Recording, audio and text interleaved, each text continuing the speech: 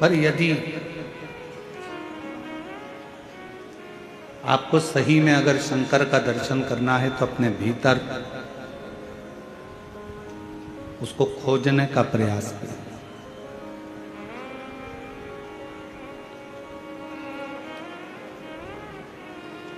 पूरी जिंदगी मनुष्य सुख को खोजता है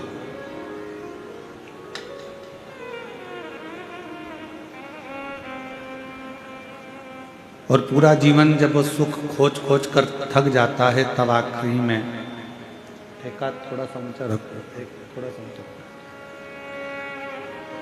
जब सुख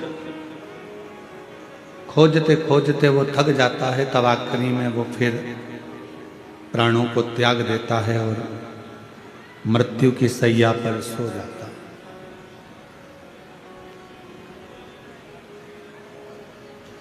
अब लोग कहते हैं कि ओम शांति शांति शांति, जीवात्मा के लिए शांति पाठ करते हैं, उसको शांति देते हैं जब वो चला गया। पर शिव महापुराण की कथा कहती है जैसे थोड़ी सी दवाई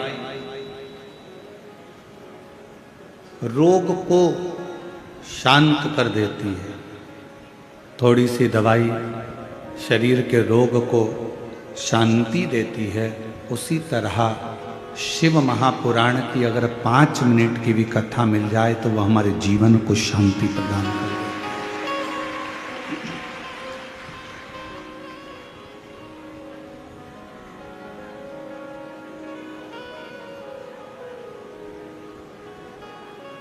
शिव पुराण आपको धन देगी कि नहीं देगी ये हमको नहीं मालूम। शिव महापुराण आपको दौलत देगी कि नहीं देगी ये हमको नहीं मालूम। शिव महापुराण आपको संपदा देगी कि नहीं देगी ये हमें नहीं मालूम। शिव पुराण आपको करोड़पति बनाएगी कि नहीं बनाएगी ये हमको नहीं मालूम। पर इतना जरूर मालूम है कि शिव महापुराण सुनने वाले के अंदर इतना बल आ जाता है कि शंकर भगवान को उसको लक्ष्मी देना ही पड़ता है, संपदा देना ही पड़ता है।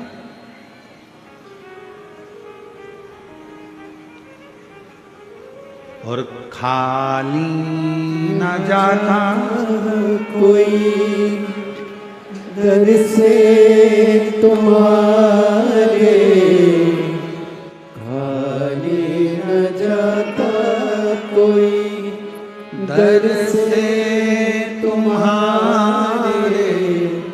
मैं भी खड़ी हूँ नंदी बागे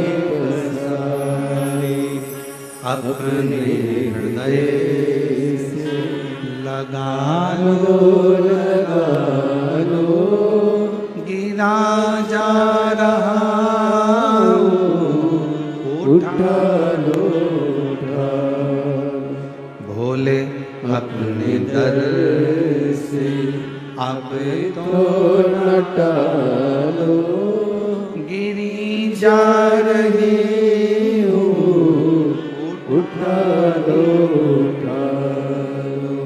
शिव पुराण की कथा आप जितने सालों से सुन रहे हो, 1 साल 2 साल 5 साल 4 साल 3 साल, आपका पुराना समय निकाल कर देखो और जब से आपने शंकर जी को 1 लोटा जल चढ़ाना प्रारंभ करा, शिव महापुराण की कथा सुनना प्रारंभ करी, उसके बाद का समय निकाल कर देखिए, आपको किसी के आगे हाथ फैलाने की जरूरत नहीं पड़ी। मेरे बाबा ने हाथ पकड़ा,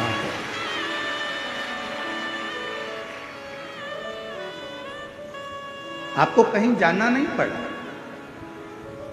आपको किसी के आगे हाथ नहीं फैलाना पड़ा। मेरे भोले बाबा ने, मेरे शंकर भगवान ने आपका हाथ पकड़ा।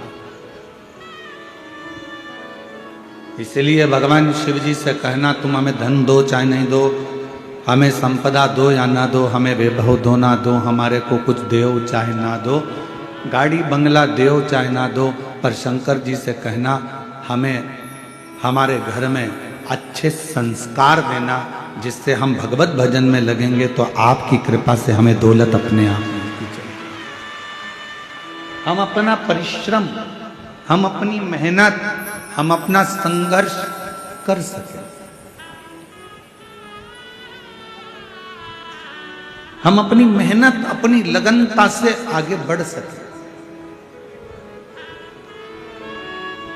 आज का जमाने में लोग संघर्ष कम करते हैं और विचार ज़्यादा करते हैं कि कहीं से हमको ऐसा कोई महाराज मिल जाए जो कोई जड़ी बूटी ऐसी दे दे कि हमारे पास में धन बढ़ जाए। मेरी जीजियों, दुनिया में कोई ऐसा महाराज पैदा नहीं हुआ जो तुमको कहीं से गड़ा हुआ धन दे देगा।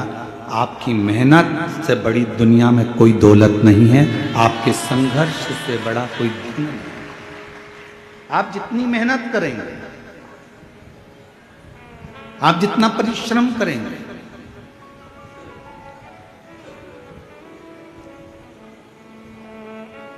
हम आपसे पूछें, उत्तर देना। पार्किंग से कथा स्थल कितना मीटर की दूरी पर है? 500 मीटर या 1 किलोमीटर तो होगा। बोलो बोलो जम के। 500 मीटर तो होगा, है? 1 किलोमीटर है। पार्किंग से कथा स्थल 1 किलोमीटर है और 1 किलोमीटर दूर आपकी गाड़ी छूट गई। उसके बाद चलना किसको है? जम के बोलो, आपको। कोई आपको पीठ पे बिठा कर ले जाएगा क्या? जम के बोलो, नहीं। चलना किसको है? आपको। बैग किसको उठाना है? आपको। चलकर जाना है आपको। गाड़ी 1 किलोमीटर दूर छूट गई।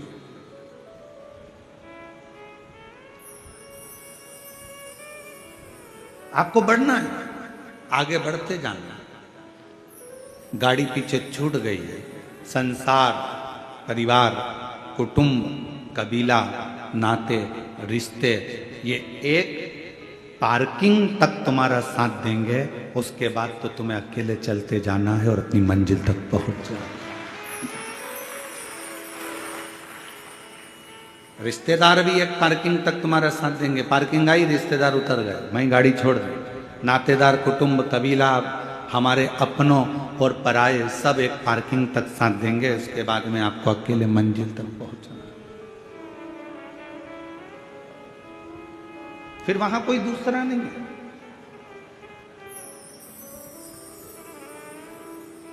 और अंत समय प्रभु आना पड़ेगा। छत्तीसगढ़ वालों आप भी बोलिए, अंत समय प्रभु आना पड़ेगा। वचन दिया तो निभाना पड़ेगा। आए ना आए प्रभु कुटुंब कबीला, अंत समय प्रभु आना पड़ेगा। वचन दिया तो निभाना पड़ेगा। कोई आएगा नहीं आएगा इसका कोई गारंटी नहीं। कोई आपका साथ देगा कि नहीं देगा इसकी कोई गारंटी नहीं। पर इतना जरूर है, आपने अगर मेरे देव अधिदेव महादेव का नाम लिया है, शंकर को 1 लोटा जल चढ़ाया है और अपने धैर्य को बांध कर रखा है और अपने परिश्रम को, अपने कर्म को करते रहे हो, तो फिर कोई आए चाहे ना आए, मेरा महाकाल राजा, मेरा त्रिपुंडधारी त्रिलोकीनाथ, मेरा कुबेरेश्वर बाबा आपके पास जरूर है। वो आपकी मेहनत के साथ।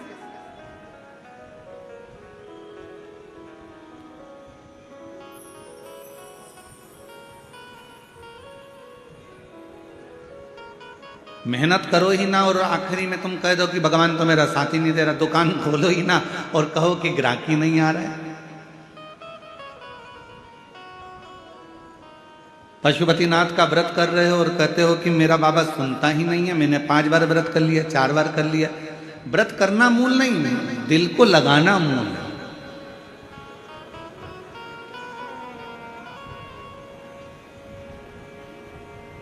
कितना सुंदर कहा है।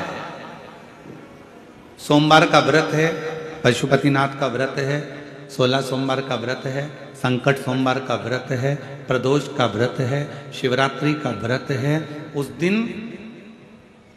बेलपत्र को, जिस दिन आपका व्रत होता है उस दिन बेलपत्र को नहीं तोड़ा जाता है। कितना सुंदर वर्णन है, जरा सुनिएगा शिव महापुराण का, लिंग पुराण का ये वर्णन, शिव पुराण का, स्कंद पुराण का ये वर्णन, ध्यान रखना।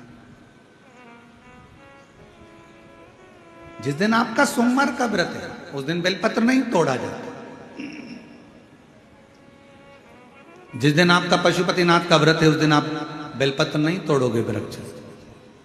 जिस दिन आपका प्रदोष का व्रत है उस दिन बेलपत्र नहीं तोड़ोगे। जिस दिन आपका 16 सोमवार का व्रत है उस दिन बेलपत्र नहीं तोड़ोगे। जिस दिन संकट सोमवार का व्रत है, शिवरात्रि का व्रत है, जिस दिन आप शंकर भगवान का तीज का व्रत, छठ का व्रत, भगवान शंकर का कोई भी व्रत अगर आप धारण करते हैं तो उस दिन बेलपत्र को व्रत करने वाले व्यक्ति को नहीं तोड़ना चाहिए। व्रत आज है तो बेलपत्र को एक दिन पहले तोड़कर रख लेना चाहिए। क्यों? ऐसा हमारा शास्त्र, हमारा विधान, हमारे पुराण, हमारे वेद क्यों वर्णन करते हैं? किस लिए वर्णन करते हैं? क्यों कहा गया कि प्रदोष के दिन, जिस दिन आपका व्रत है उस दिन आप कोई सा भी व्रत, आपका सोमवार का व्रत है, आपका शिव जी का अगर कोई व्रत कर रहे हो तो उस दिन आप भगवान शंकर को चढ़ाने के लिए बेलपत्र मत तोड़ो, एक दिन पहले तोड़ो। क्यों कहा गया? हमारे शास्त्र क्यों कहते हैं कि पशुपतिनाथ का व्रत कर रहे हो तो बेलपत्र को एक दिन पहले तोड़ना, सोमवार का व्रत कर रहे हो तो बेलपत्र को एक दिन पहले तोड़ना, प्रदोष का व्रत कर रहे हो तो एक दिन पहले बेलपत्र को तोड़ना। एक दिन पहले उस बेलपत्र को क्यों तोड़ा जाता है? जिस दिन हमारा व्रत रहता है उस दिन हम बेलपत्र क्यों नहीं तोड़ सकते? तो हमारा शास्त्र कहता है, शिव महापुराण वर्णन करती है कि जिस बेलपत्र की पूजन आप साल भर में अगर एक दिन भी आपने बेलपत्र को जल चढ़ाया है, एक दिन भी बेलपत्र को नमन करा है, एक दिन भी बेलपत्र के वृक्ष को यदि तुमने पूजा है, साल भर में एक दिन भी आपने अगर बेलपत्र की आराधना करी है, तो आप जब जब सोमवार का व्रत रखती हो, प्रदोष का व्रत रखते हो, आप जब जब शिवरात्रि का व्रत रखते हो, आप जब संकट सोमवार का व्रत रखते हो, पशुपति व्रत रखते हो, तो तुम्हारे उस व्रत को सफल बनाने के लिए बेलपत्र का वृक्ष भी तुम्हारे लिए व्रत रखता है, जिससे तुम्हें उस फल की प्राप्ति।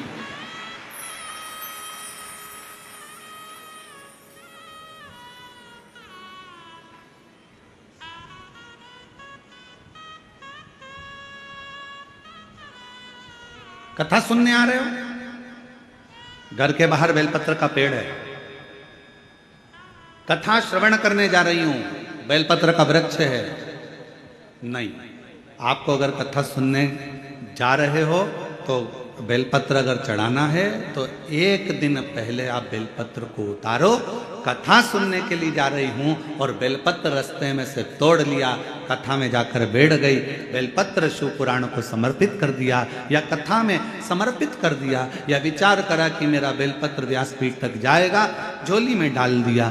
ध्यान रखना, कथा सुनने के लिए आ रही हो, सामने बेलपत्र का वृक्ष दिख गया, उसको झुककर प्रणाम करो, नमन करो और कहो, मेरे बाबा, मेरे शंभु, आपका दर्शन कर कर जा रही हूं। मैं जानती हूं इस बेलपत्र के वृक्ष में गौरी शंकर हैं, मैं जानती हूं इस बेलपत्र के वृक्ष में नारायण लक्ष्मी है, मैं जानती हूं इस बेलपत्र के वृक्ष में 64 योगनियां हैं, मैं जानती हूं इस बेलपत्र के वृक्ष के तने में स्वयं कुबेर बैठकर साधना करता है। इस बेलपत्र के वृक्ष को मैं नमन करती हूँ।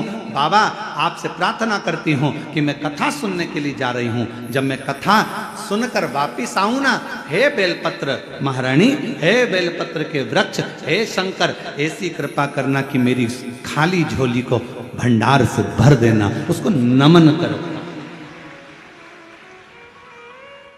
और हम क्या करते हैं? कथा सुनने जा रहे हैं तो बेलपत्र का वृक्ष अपने आंगन में है या बेलपत्र का वृक्ष रास्ते में पड़ गया, 4-6 बेलपत्र तोड़ लिए, कथा में जाकर बैठ गए, कथा सुन ली, बाद में बेलपत्र समर्पित कर, ना ना ना ना, आते समय बेलपत्र को नमन करते हुए,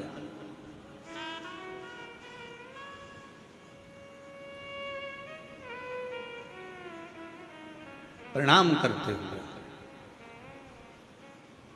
विनय करते हुए, और मैंने तेरे ही भरोसे बाबा, तेरे ही भरोसे हवा बिच उड़ती जाऊंगी, बाबा डोर हटो छड़ी नामे कटी जावागी। बोले मैं तेरी पतंग शंभू मैं तेरी पतंग हवा बिच उड़ती जावागी। बाबा डोर हटो छड़ी नामे कटी जावागी। बोले मैं तेरी आप उसको नमन करिए। कई लोग कहते हैं गुरुजी हमने पशुपतिनाथ का व्रत किया, हमने 16 सोमवार करे, हमने सोमवार का व्रत करा, हमने प्रदोष करी, हमने बाबा की सोमवारी का व्रत करा, मेरा बाबा मेरा सुनता क्यों नहीं है? हम गलती कर दिए। हम जिस दिन हमारा व्रत था उस दिन हमने बेलपत्र को तोड़ लिया, उतार लिया, हम भूल गए।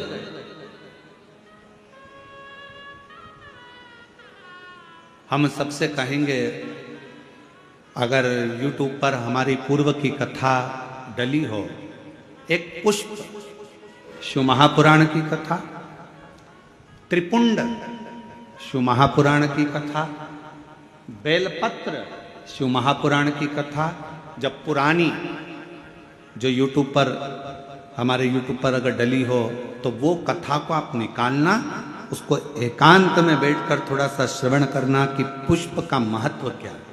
कौन सा फूल जमीन पर गिरा हुआ भी शंकर को स्वीकार होता है।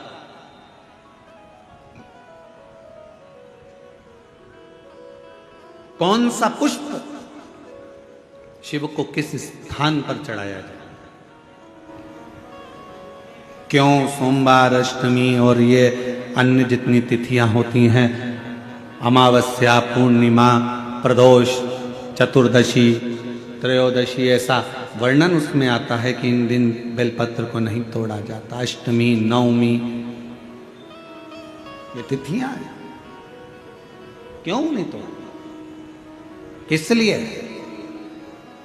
क्या कारण है कि इन तिथियों पर बेलपत्र को नहीं तोड़ा जाता? तो कहा जब हम रोज बेलपत्र को जल चढ़ाते हैं, शंकर की आराधना करते हैं, तो बेलपत्र के वृक्ष के नीचे बैठकर देवता भी हमारे कल्याण की कामना करते हैं।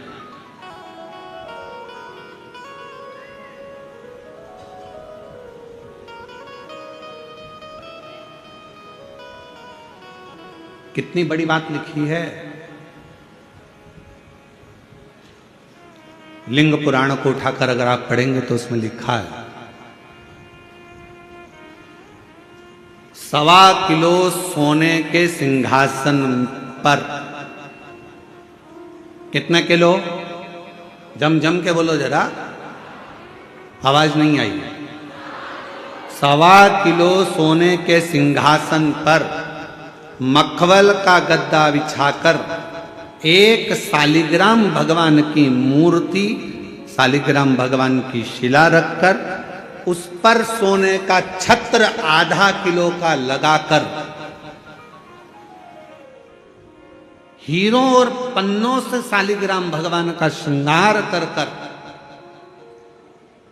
किसी को दान करने का फल मात्र एक बेलपत्र शंकर के मंदिर में चढ़ाने से प्राप्त हो जाता है।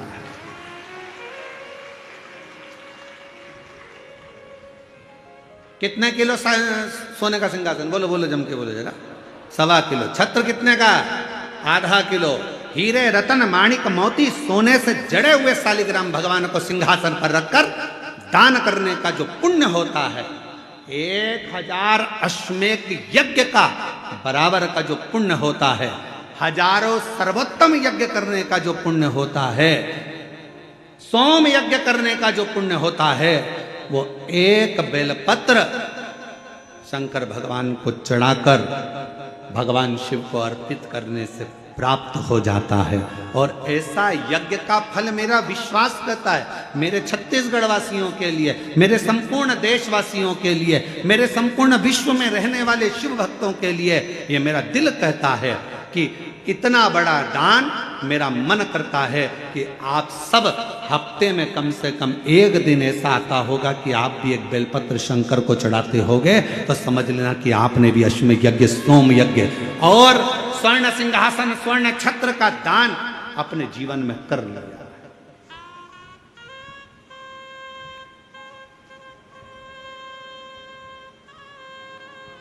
तीन वचन भगवान शिव ने पार्वती जी को दिए हैं, सावधानी से सुनिएगा उन वचनों को।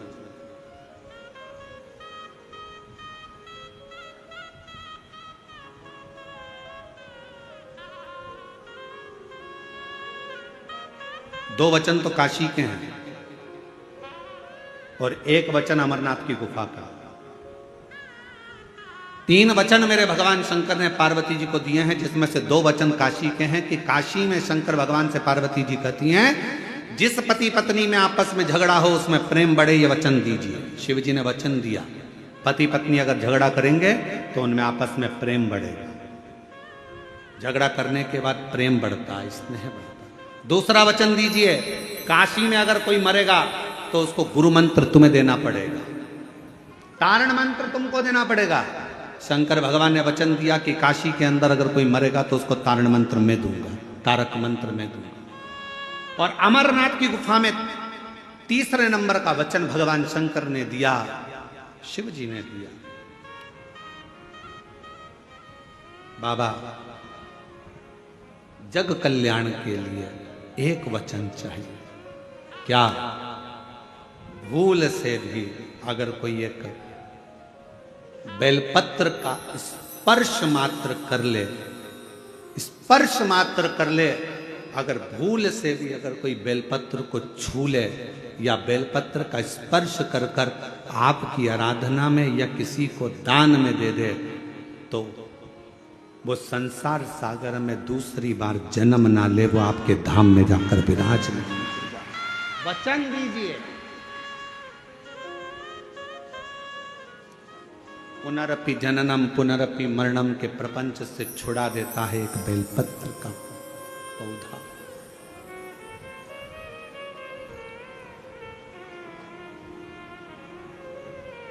शिव जी के मस्तक पर कितनी रेखाएं रहती हैं त्रिपुंड में? आवाज दो, आवाज, आवाज नहीं है। तीन। एक तीन रेखा मेरे भगवान शंकर के मस्तक पर है। उन तीन रेखाओं में एक एक रेखा में 9 देवता विराजमान।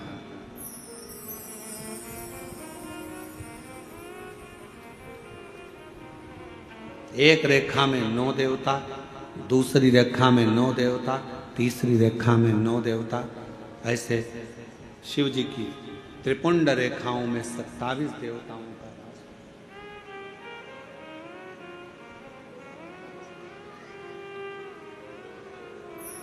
पूरे एक त्रिपुंड में।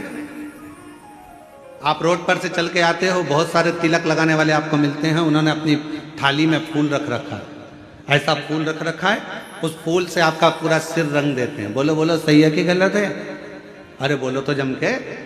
ऐसा सिर रंग देते हैं और आप उनसे कुछ कहती भी नहीं हो। आपको कहना चाहिए ये सिर रंगने से कुछ नहीं होगा, अगर कुछ करना है तो अपने हाथ की 3 उंगलियां लीजिए और त्रिपुंड खींचिए। कम से कम 27 देवता मेरे मस्तक पर रहना चाहिए। 27 देवता मेरे मस्तक पर रहना चाहिए। चंदन की, भस्म की, रौली की, मौली की। अगर आप किसी भी भस्म का, चंदन का मस्तक पर अगर आप अष्टगंध का भी अगर त्रिपुंड लगा रहे हो तो आपके मस्तक पर 27 देवता त्रिपुंड की 3 लाइन खींचते से ही विराजमान हो जाते हैं। तिलक लगाने वाले फूल रख लिया, फूल से पूरा माथा रंग दिया, रंगने के बाद कह दिया चलो दक्षिणा दो जाओ। उस समय पर आपको कहना चाहिए, मैं कथा में आई हूं, शिव की कथा है, मेरे मस्तक पर त्रिपुंड लगा। त्रिपुंड से मतलब है कि 27 देवता, जब तक मेरे मस्तक पर त्रिपुंड रहेगा 27 देवता मेरे साथ में हर पल हर घड़ी रहेंगे, हर क्षण। पर हम नहीं बोल पाते। उन्होंने लिया फूल से रंग दिया, नहीं नहीं नहीं, हमको त्रिपुंड लगाइए, हमारे मस्तक पर त्रिपुंड होना चाहिए।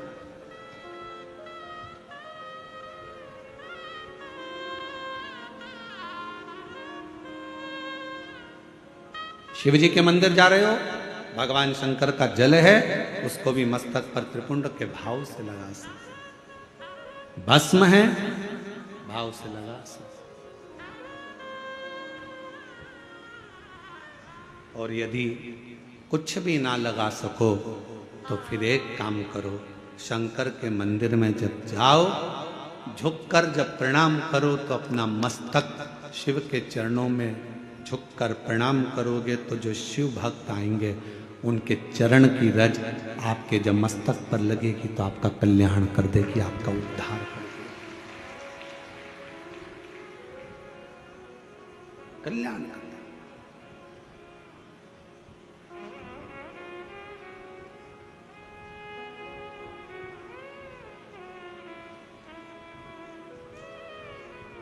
कहते हैं कि 27 देवता जो त्रिपुंड में विराजमान है वो शंकर से मिलाने का कार्य करते हैं, शिव से मिलाने का।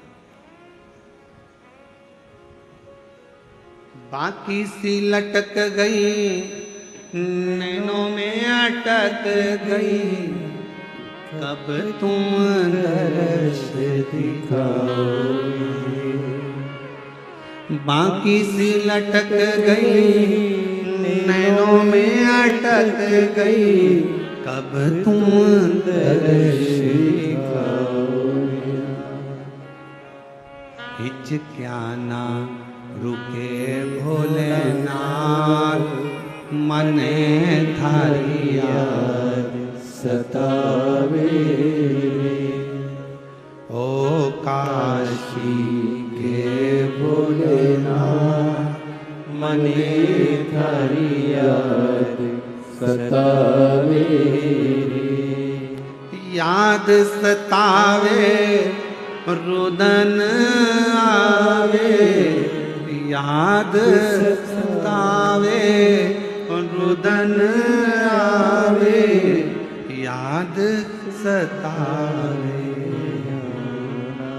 ओ काशी के भोलेनाथ, मने थारी याद सतावे। ओ काशी के भोलेनाथ, मने थारी याद सतावे।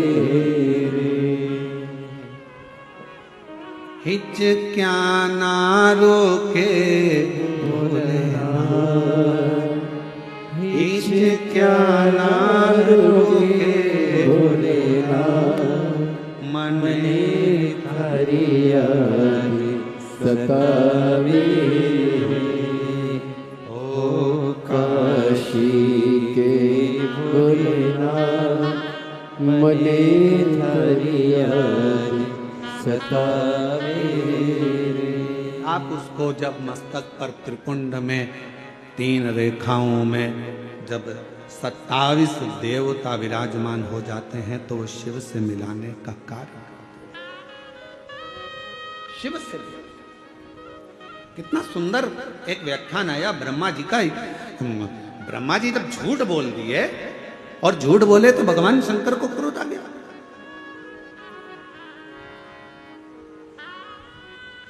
पांव का नख तोड़ा, काल भैरव प्रकट करा, काल भैरव ने अपने हाथ का नख तोड़ा, ब्रह्मा जी का सिर काट दिया। सिर लुढ़कते लुढ़कते गया तो कर्मनाशा नदी बन गई जो आज भी उत्तर प्रदेश में बहती है।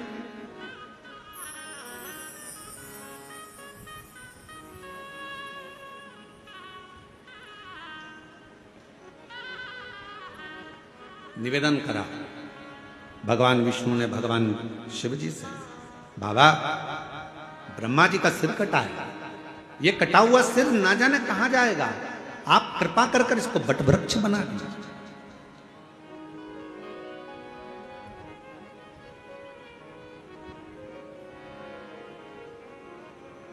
इसको बट वृक्ष बना दो, आप करुणा करो, इसको बड़ का पेड़ बना दो, बट वृक्ष बना दो।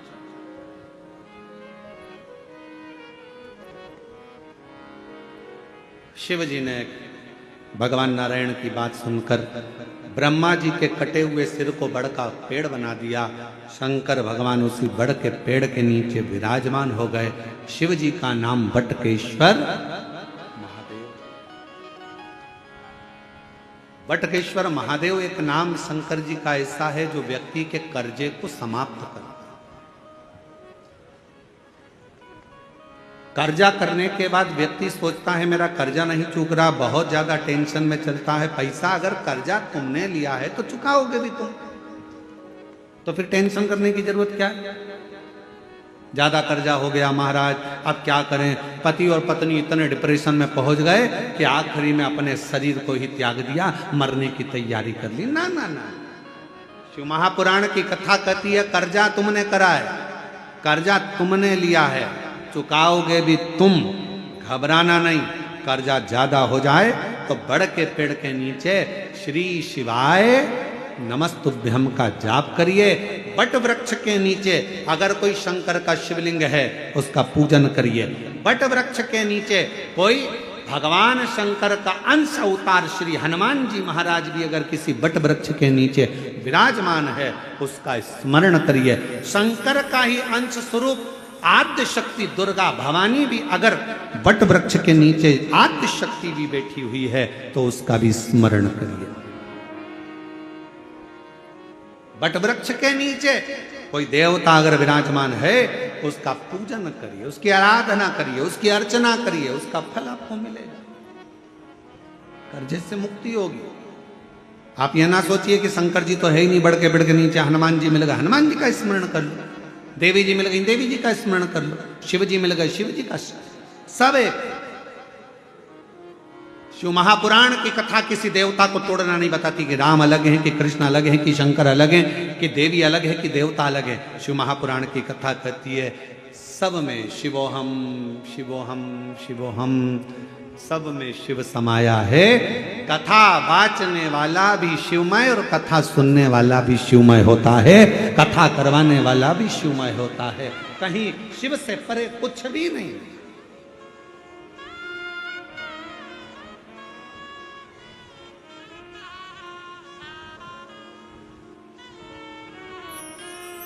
और मेरे भोले तेरा सहारा है, मेरे भोले तेरा सहारा है, मेरी नैया का तू किनारा है, मेरी नैया का तू किनारा है।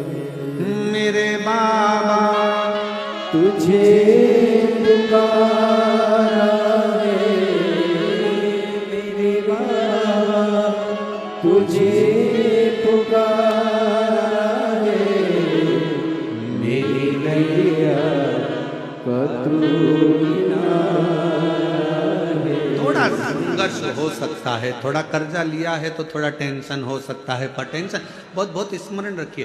बादल टूटता है तो पानी बनता। बोलो सही है कि गलत है?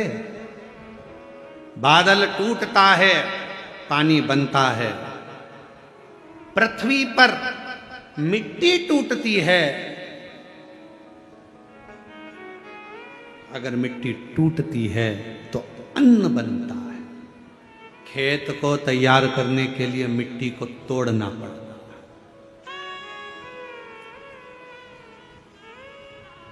और वो बीज जो मिट्टी में गया है, वो मिट्टी में बीज टूटता है तो पेड़ बनता है। बादल टूटा पानी बना, मिट्टी टूटी फसल बनी, बीज टूटा पेड़ बना, और इंसान जब टूटता है तो कोई अच्छा इंसान बनता है। किसी ने गाली दी, टूटना मत ही, वो तोड़ेगा तुमको। गाली दिए, अपशब्द कहा, ताने दिए, बहुत आड़ा टेढ़ा बोला, खूब बद्दुआ दी, खूब श्राप दिए, खूब आड़ा टेढ़ा बोला, वो आपको तोड़ रहा है। और जब जब टूटा है तब तक कुछ ना कुछ बना है। कुछ ना कुछ। अगर कोई तुम्हें तोड़ रहा है तो चिंता ना करना, अपशब्द कह रहा है चिंता ना करना, गाली दे रहा है चिंता ना करना, ताने दे रहा है चिंता ना करना। तुम जब अंदर से टूट जाओगे, टूटने के बाद जब कुछ बनोगे, निखरोगे, तो दुनिया उस चमक को देखकर स्तुप्त रह जाएगी कि इतना चमकता है टूटने के बाद। सास ने गाली दे दी, तुमने पलटकर जवाब दे दिया, उत्तमता नहीं है।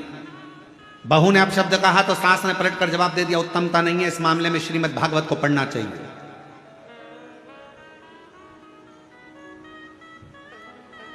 किस किसने सुनी है श्रीमद् भागवत कथा? जरा हाथ उठाओ।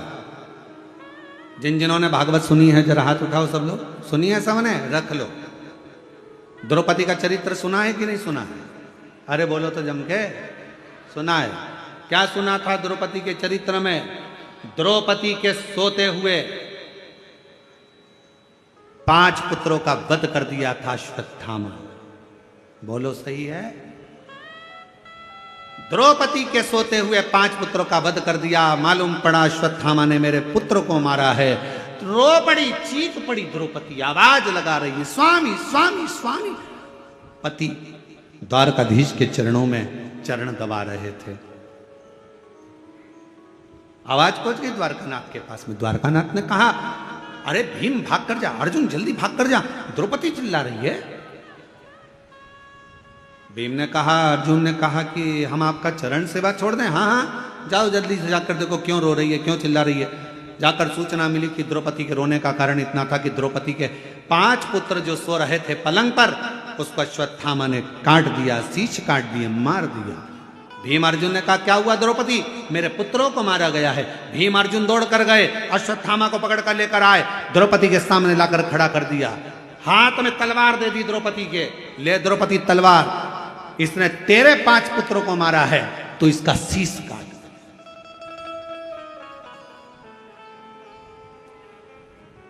सुनिए श्रीमद् भागवत। अरे बोलो तो। ए द्रौपदी, इसने तेरे बेटों को मारा है तो इसका शीश काट दे। ये ले तलवार, और तलवार लेकर काट शीश, मार दे। द्रौपदी तलवार को नीचे फेंक दी। द्रौपदी ने तलवार को नीचे फेंका, और तलवार को नीचे फेंक कर द्रौपदी ने भीम से कहा, क्या कह रहे हो? अश्वत्थामा को मार दूं? हाँ, ये मेरे गुरु का पुत्र है। तो क्या हुआ? इसने तेरे पुत्र को मारा था तो गुरु के पुत्र को मार दे। द्रौपदी मुस्कुरा कर कहती है, स्वामी, कोई कुत्ता यदि हमको काट लेता है तो हम कुत्ते को नहीं काटते हैं। काटते हैं? होता है अपने इधर ऐसा। हमने तो कभी मध्य प्रदेश छत्तीसगढ़ में ऐसा नहीं देखा कि कुत्ता अपन को काटे तो अपन कुत्ते को काटे। और कहीं ऐसा होता हो तो बात दूसरी है कि कुत्ता काटे तो अपन कुत्ते को काट लो, बिच्छू अपन को काटे तो अपन बिच्छू को काट लो, सांप अपने को काटे तो अपन सांप को काट लो। ये हमारा सनातन धर्म नहीं सिखाता, ये मेरा शंकर की कथा नहीं सिखाती कि कोई कुत्ता यदि हमको काटे तो हम कुत्ते को काटें। ये श्रेष्ठता नहीं है। शिव महापुराण की कथा कहती है, कोई अपशब्द कहे, कोई ताने दे, कोई गाली दे, कोई आड़ा टेढ़ा बोले, उस समय पर द्रौपदी जैसा विचार रखना, तलवार को नीचे पटक देना और कह देना कि समय आएगा सब बताएगा। इसके मस्तक पर लगी हुई मणि को निकाल लो। भीम ने अश्वत्थामा के मस्तक की मणि को निकाल लिया। अश्वत्थामा के सिर पर घाव हो गया। वो घाव अश्वत्थामा आज तक नहीं भर पाया, सारी दुनिया में घूमता है। हमने तो सुना है छत्तीसगढ़ में एक शंकर जी का मंदिर ऐसा है जहां पर अश्वत्थामा आज भी आता है।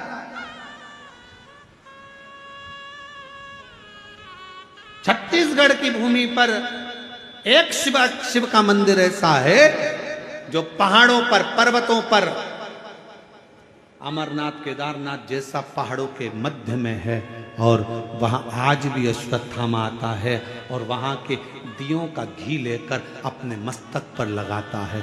जरा विचार करिएगा, जो घाव अश्वत्थामा के मस्तक पर हुआ वो आज तक नहीं भराया। अब शब्द कहने वाले की जिंदगी में एक घाव उसकी दिल में अपने आप हो जाता है, वो जीवन भर मरते दम तक नहीं भरा पाता है। कुत्ता काटे, आप कुत्ते को मत काटो। अब शब्द कहने वाले से अब शब्द ना कहिए, गाली देने वाले को गाली ना दीजिए, आड़ा टेढ़ा बोलने वाले को आड़ा टेढ़ा ना कहिए। थोड़ा धैर्य रखिए, थोड़ा इंतजार करिए, थोड़ा। अपने कर्म से पीछे मत हटो, अपना कर्म चलते चलते करते चलो। बस एक काम करना कि मत बुरे कर्म कर बंदे, वरना पछताएगा। भगवान की आंखों से तू बच नहीं पाएगा, तू बच नहीं पाएगा। अरे ओ अज्ञानी मत करना रानी, अरे ओ अज्ञानी मत करना रानी। तेरे कर्म का फल भी तू ही पाएगा, जैसा किया तूने तेरे आगे आएगा। मत बुरे कर्म कर बंदे, वरना पछताएगा। भगवान की आंखों से तू बच नहीं पाएगा, तू बच नहीं पाएगा। ये उसकी उदारता से मिला शरीर है। कोई गलती हमारे द्वारा होती है और हम दोष दूसरे को देते हैं। पशुपति व्रत नहीं करा, पशुपति व्रत, और व्रत करने के बाद अगर फल नहीं मिला तो दोष दे दिया, भगवान तो हमारी सुनी नहीं रहा, भगवान तो हमसे रूठ कर बैठा है, ना जाने मैंने किसका बिगाड़ा कर दिया, कौन को ऐसा क्या कह दिया कि भगवान मेरा साथ ही नहीं दे रहा। नहीं, गलती हमारी, हमने जरूर पशुपति व्रत वाले दिन बेलपत्र को तोड़ लिया होगा, बच्चों से कहकर तोड़वा लिया होगा, और वो बेलपत्र लेकर हम शिव के पास गए होंगे। हमारी साधना में से एक अंश कम पड़ गया होगा। मैंने सोमवार का व्रत करा और बड़े प्रेम से संकट सोमवार 16 सोमवार करे, 16 सोमवार मैंने भूखे रहकर करे, जरा सा दूध लेकर, चूरमा लेकर, प्रसाद लेकर, बेलपत्री लेकर, एक मिश्री की डली लेकर मैंने संकट सोमवार 16 सोमवार करे। बाबा ने मेरी नहीं सुनी, उसमें गलती मेरी होगी। मैंने सोमवार के दिन शाम को 16 सोमवार की पूजन कर रही थी और सुबह बेलपत्र तोड़वा लिया जरूर, इसलिए बाबा ने मेरी एक आराधना में थोड़ी सी चूक रह गई। आप आए नहीं, सुबह हो गई, मेरी पूजा की थाली धरी की। क्यों आते नहीं? अपराध मेरा बताते नहीं। मेरी आराधना में कौन सी कमी रह गई? क्या कमी रह गई मेरी आराधना में? कौन सी भूल रह गई मेरी आराधना में? नहीं तो तू तो सुनने वाला, त्रिकालदर्शी, कैलाशी, अविनाशी, तेरा तो केवल नाम का स्मरण करने पर तू तार देता। एक पत्र है, अच्छा है, देखिए।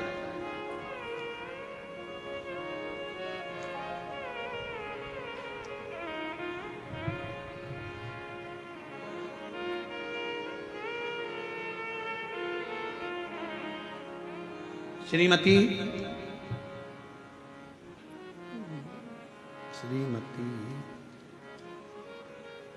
क्या लिखा है? चलो पत्र में पढ़कर सुनाओ। एक तो नाम श्रीमती छाया है, छत्रा, अच्छा, श्रीमती छत्रा साहू, सेक्टर 11 भिलाई से आई हो। कहीं बैठी हो तो हाथ हिला सकती हैं। 2022 से कथा सुन रहे। गुरुदेव, मेरा बेटा को 15 साल से मिर्गी का झटका आता था।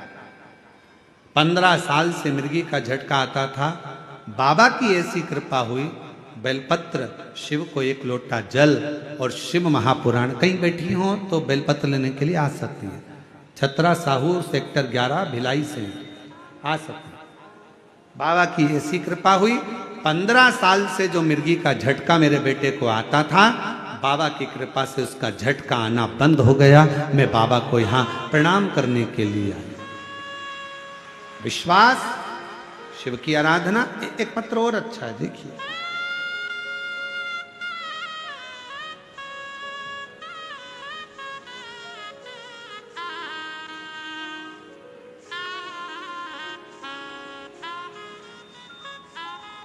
कस्तूरी यादव,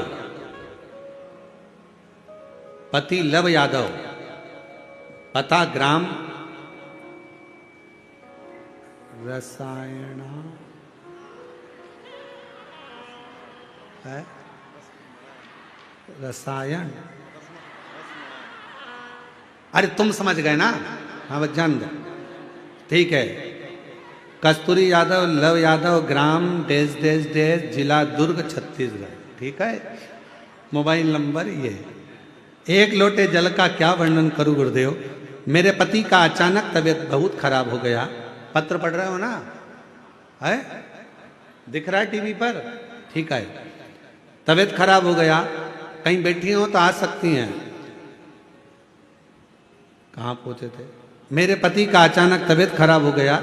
जांच कराने पर पता चला कि लीवर 80% तक डैमेज हो गया है, और लीवर डैमेज हो गया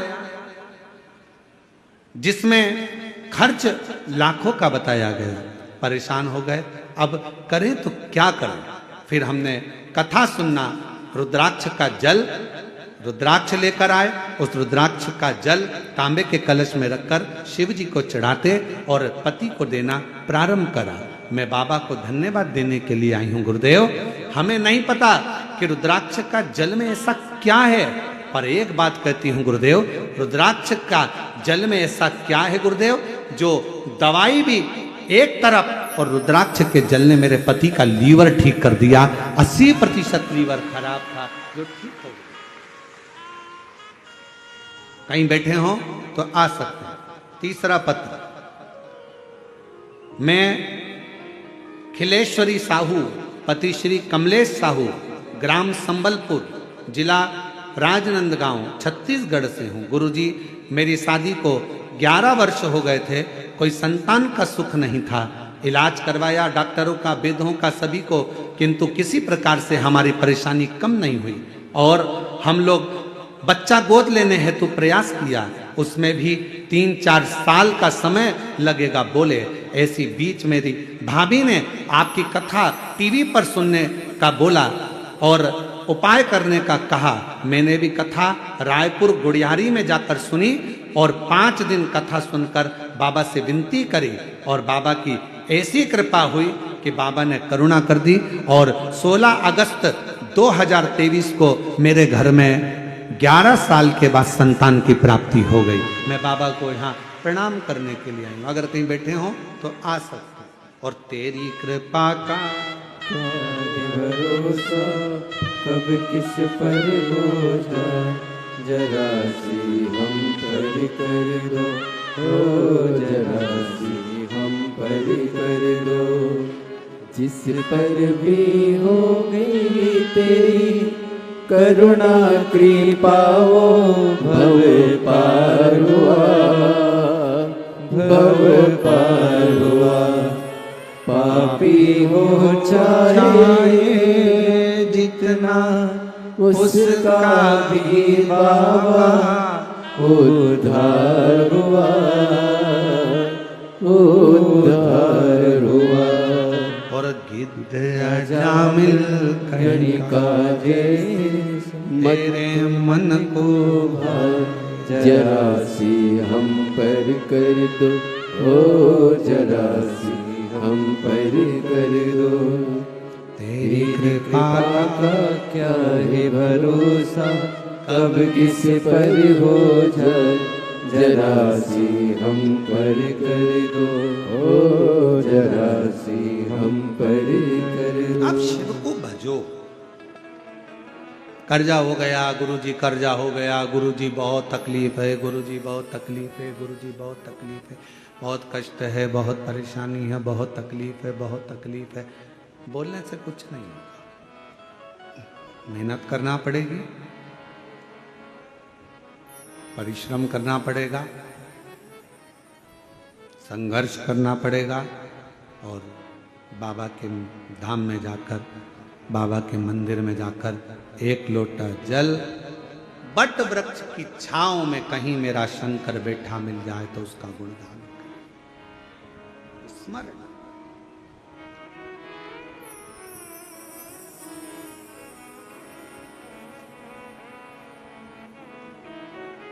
ध्यान देना थोड़ा सा। 3 वचन मेरी माता पार्वती जी ने शिव जी से मांग लिया। पहला वचन कौन सा था काशी का? आपस में पति पत्नी का झगड़ा हो तो प्रेम नहीं बढ़े। झगड़ा प्रेम को बढ़ा देता है।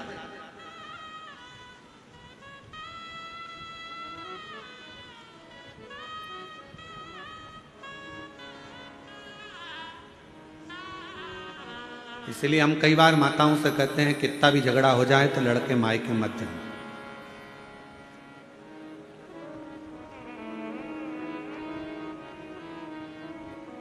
लड़ लो, झगड़ लो, खूब लड़ लो, तुमसे जितना बन सके उतना लड़ लो, पर निवेदन है कभी भी बात बंद मत करो।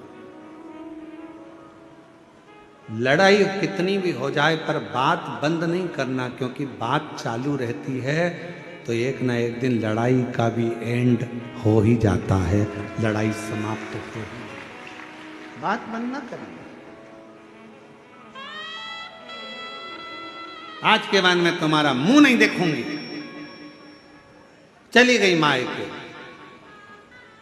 मायके जाते से दिमाग इतना डिस्टर्ब हो गया, मम्मी ने कहा चाय पी ले, नहीं पी।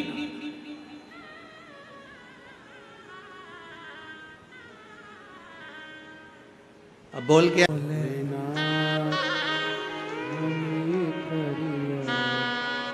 तने थारी लुगाई बोला थी। वो भी रो रही, वो भी आंख से आंसू आ रही है। मेरा पति मुझे फोन नहीं लगा रहा, याद नहीं कर रहा, तू बोल कर आई थी, तुम्हारा मुंह नहीं देखू, अब तुमसे बात नहीं करना। अरे लड़ाई कितनी भी हो जाए, कुछ भी हो जाए, पर मायके नहीं जाऊंगी, यहीं रहूंगी, छाती पे मूंग दलूंगी पर यहीं रहूंगी। और जितनी लड़ाई हो जाए ना, खाना बंद मत करो, क्योंकि एनर्जी उसी से आती है।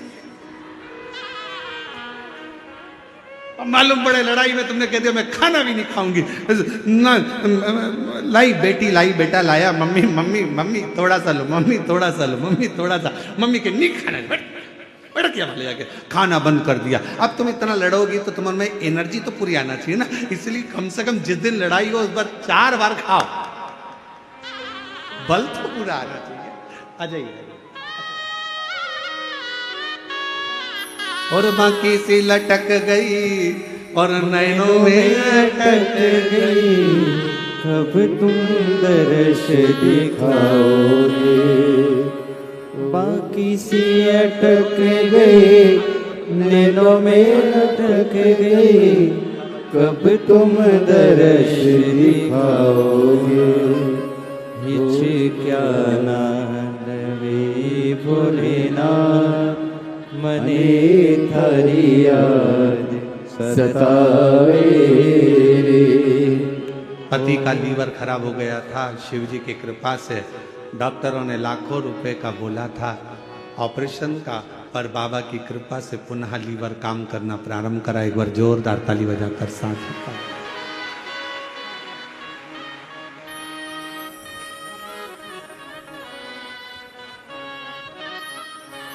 आदर्श दिखा रे भोलेनाथ, तुझे तेरे याद बुलावे। आदर्श दिखा रे भोलेनाथ, तुझे तेरे याद बुलावे। आदर्श दिखा दे भोलेनाथ, तुझे तेरे आँख बुलावे। तुझे रो रो पुकारे मेरे नाथ, तुझे रो रो पुकारे मेरे नाथ, तुझे तेरे दास बुलाते हैं। आदर्श दिखा दे भोलेनाथ, तुझे तेरे याद बुलाते हैं। आदर्श दिखा दे भोलेनाथ, तुझे तेरे याद बुलावे। तुझे रो रो पुकारे भोलेनाथ, तुझे रो रो पुकारे भोलेनाथ, ओ तुझे रो रो पुकारे भोलेनाथ, तुझे तेरे दास बुलावे। आदर्श दिखा दे भोलेनाथ, तुझे तेरे नाम बुलाते हैं। आदर्श दिखा दे भोलेनाथ, तुझे तेरे भक्त बुलाते हैं।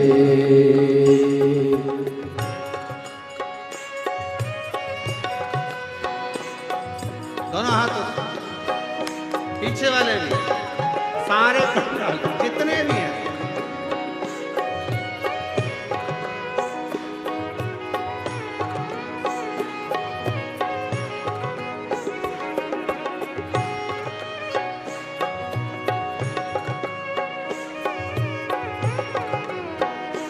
जय हो।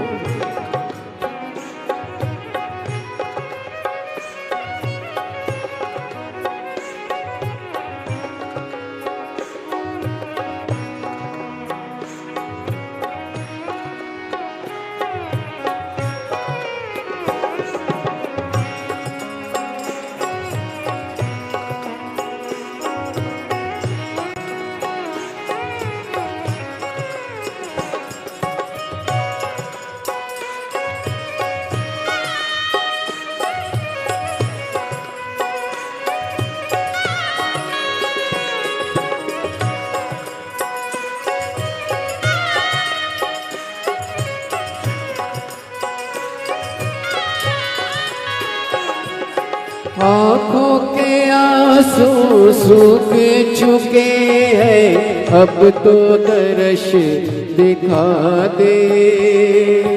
आँखों के आंसू सूख चुके हैं, अब तो दर्श दिखा दे। कब से खड़े दर पर तेरे, मन की प्यास बुझा दे।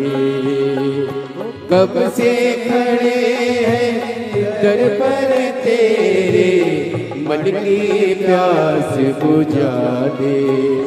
तेरी लीला निराली भोलेनाथ, तेरी लीला निराली भोलेनाथ, तुझे तेरे लाल बुलाते हैं। आदर्श दिखा दे भोलेनाथ, तुझे तेरे लाल बुलाते हैं।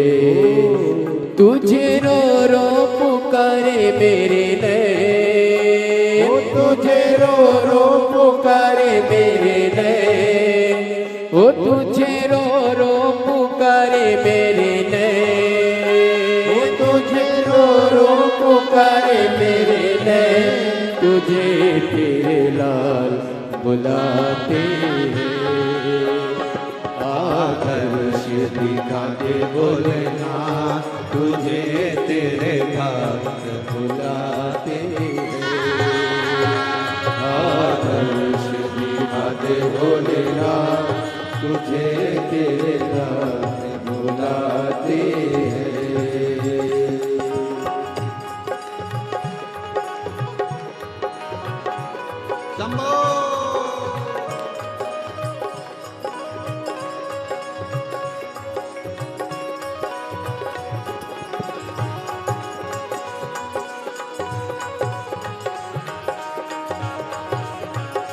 जय हो।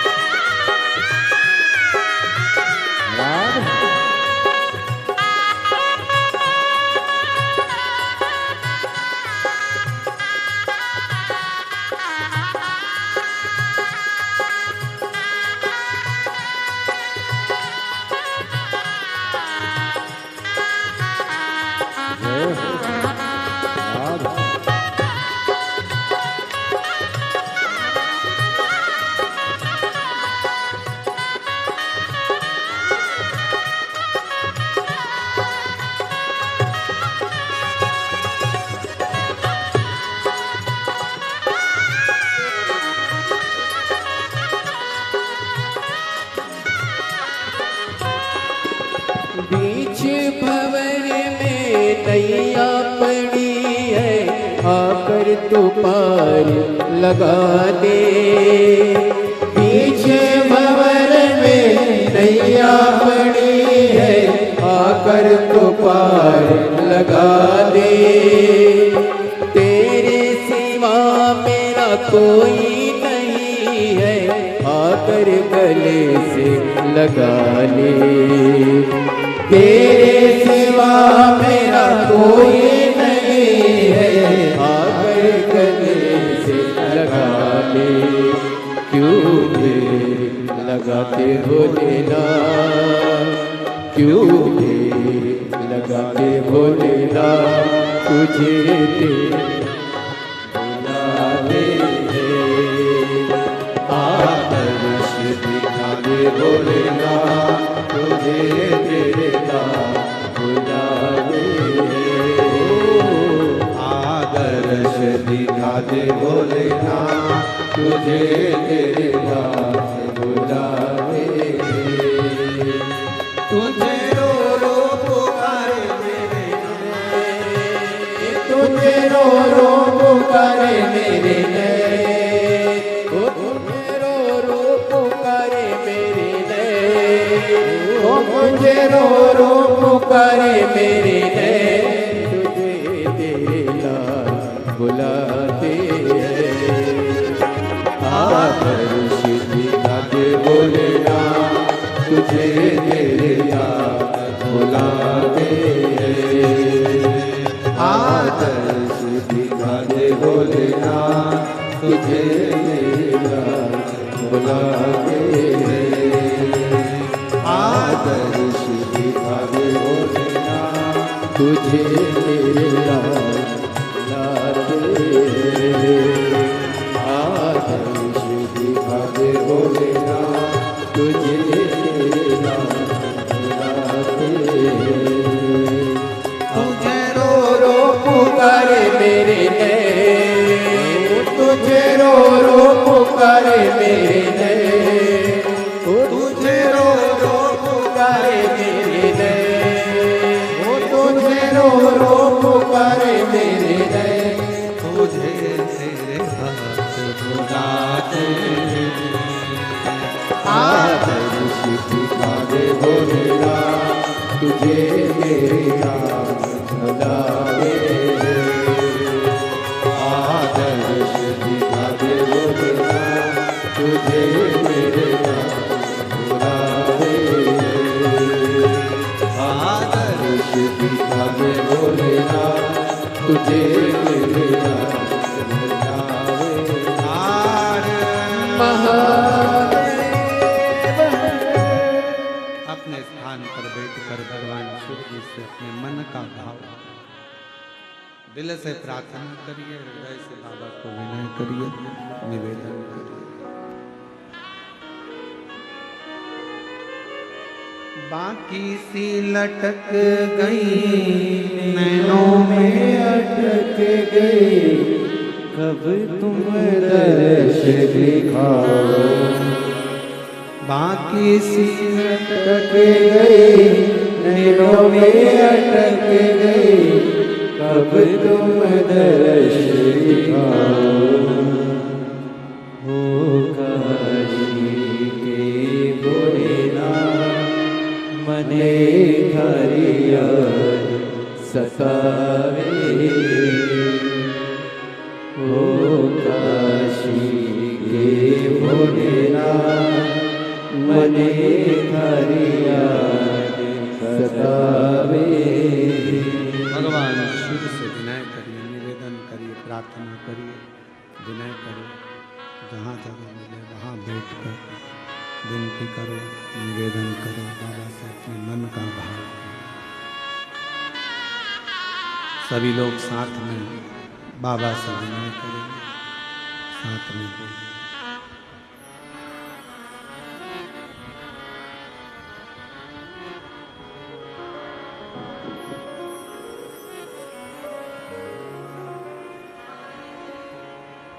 श्री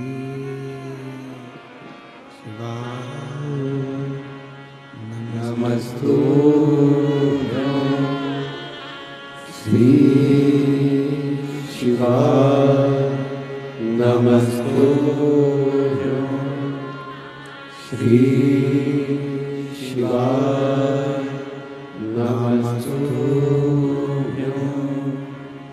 श्री शिवाय नमस्तुभ्यं। श्री शिवाय नमस्तुभ्यं। भोला सब दुख काटो हमारा। हो भोला सब दुख काटो हमारा। शिव शंकर जपो तेरी माला, भोले बाबा जपो तेरी माला। भोला सब दुख काटो हमारा। ओ भोला सब दुख काटो हमारा। मंगल मंगलकारी, देश है मंगल मंगलकारी। शमशान वासी हमारा, शमशान वासी हमारा। ओ भोला सब दुख काटो हमारा। ओ भोला सब दुख काटो हमारा।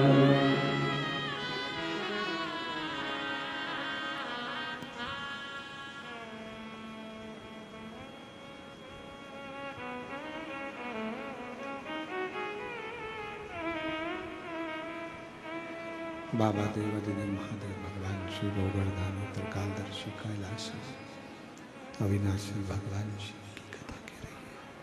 भगवान शंकर का चरित्र वर्णन कर रहा है, शिव तत्व कह रहा है।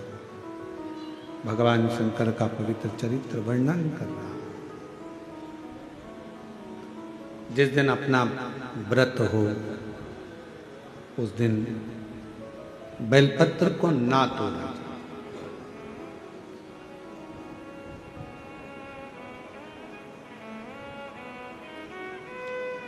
ब्रह्मा जी का सिर कटा,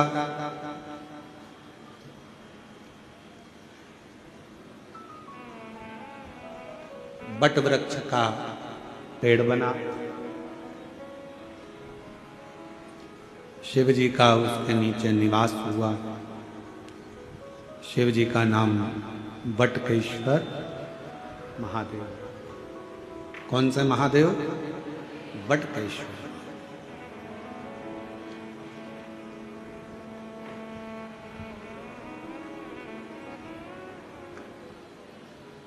यदि कर्जा हो भी जाए तो बड़ के पेड़ के नीचे बैठकर भगवान शिव का स्मरण मात्र।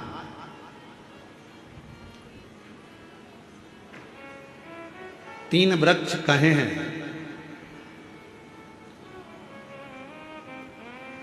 एक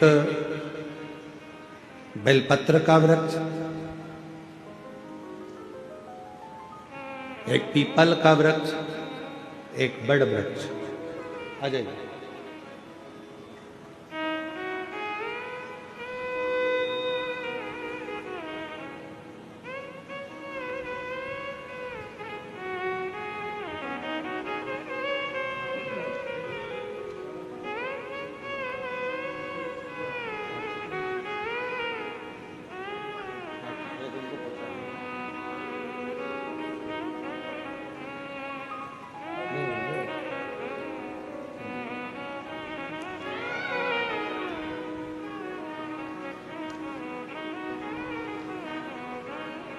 एक बेलपत्र का वृक्ष है, एक पीपल का वृक्ष है,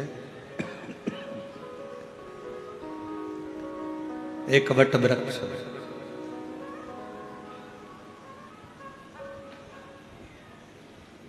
यदि मान लो अगर कोई संपदा की कमी हो भी जाती है, कर्जा बहुत मात्रा में बढ़ भी जाता है, तो इन तीन वृक्ष के नीचे बैठकर शिव की आराधना करने से और अपनी मेहनत को 4 गुना बढ़ाकर करने से, परिश्रम करने से धन की मात्रा बढ़ना प्रारंभ हो जाती है, संपदा बढ़ना प्रारंभ हो जाती है।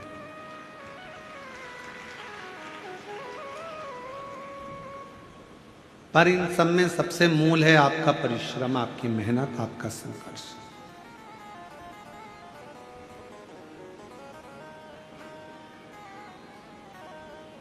अपना कर्म।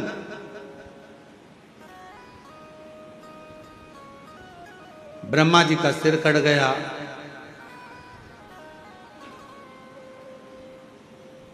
एक शीश चला गया।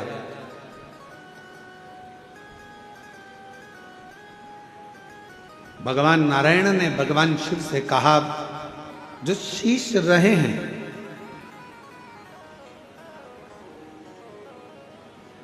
चार शीश जो रह गए हैं, वो 4 शीश कभी जिंदगी में कोई उसे काट ना पाए। उसके लिए ब्रह्मदेव को क्या करना चाहिए?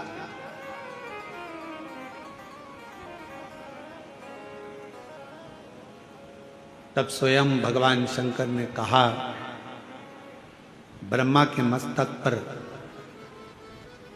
शिव त्रिपुंड लगे।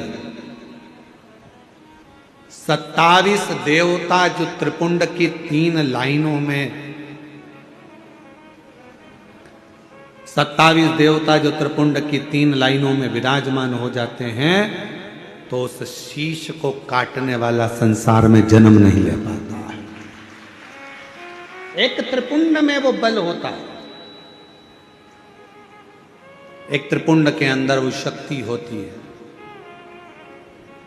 और फिर निवेदन करें, जितने भी माताएं यहाँ कथा सुन रही हैं, जितने भाई शिव महापुराण की कथा में आए हैं, जितने जीजा जीजियाँ यहाँ आए हैं, बच्चे बेटा बेटी, मेरे बुजुर्ग माता पिता यहाँ आए हैं, या जितने भी शिव भक्त इस कथा को आस्था चैनल के माध्यम से, फेसबुक यूट्यूब के माध्यम से अगर श्रवण कर रहे हैं, तो निवेदन करूं कि शिव मंदिर का चढ़ा हुआ मात्र जल भी अगर आपके मस्तक पर सिंचन हो जाता है, या उस शंकर भगवान के चढ़े हुए जल का हम आचमन मात्र कर लेते हैं,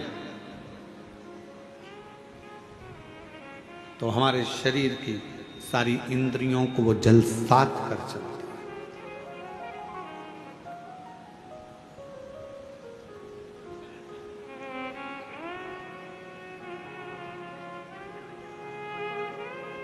मंदिर जाते हो आप लोग? जम के तो बोलो। जल चढ़ाते हो रोज? बहुत बढ़िया। थोड़ा सा जल झेल कर लाते हो? आचमन करते हो? बहुत बढ़िया।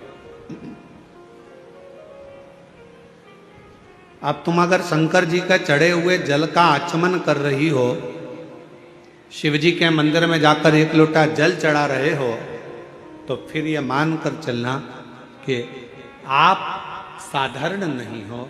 शंकर अच्छा, फिर एक बात आप लोगों से कहें, बहुत बहुत सावधानी से ध्यान देना। तुम्हारे घर में किसी को झाड़ू लगाने के लिए या पोछा लगाने के लिए, हर कोई तुम्हारे घर में झाड़ू लगाने अंदर चले जाएगा क्या? हर कोई तुम्हारे घर में पोछा लगाने अंदर चले जाएगा क्या? हर कोई तुम्हारे घर में बर्तन मांजने चले जाएगा क्या? नहीं। कौन जाएगा? जिसको आपने नियुक्त करा है। मैंने इसको नियुक्त करा, ये मेरे झाड़ू पोछा करेगी, ये मेरी झाड़ू पोछा वाली, मैंने इसको करा, ये बर्तन मांजेगा, ये भोजन बनाने आएगी। जिसको तुम नियुक्त करते हो, वो झाड़ू के लिए, वो बर्तन के लिए, वो भोजन के लिए, वो सफाई के लिए तुम्हारे घर में प्रवेश करता, उसी तरह मेरे शंकर भगवान जिसको नियुक्त करते हैं, वही शंकर के शिवालय तक पहुंच पाता। वरना बहुत कठिन है शिव के शिवालय में प्रवेश करना, शंकर के मंदिर में प्रवेश करना, या शिव महापुराण की कथा में प्रवेश करना, ही बहुत कठिन। उसने नियुक्त करा। भगवान देवादिदेव महादेव ने कहा भगवान नारायण से कि ब्रह्मा जी के मस्तक पर त्रिपुंड लगा दो। जो 4 मुख बचे हैं उसमें त्रिपुंड लगाया।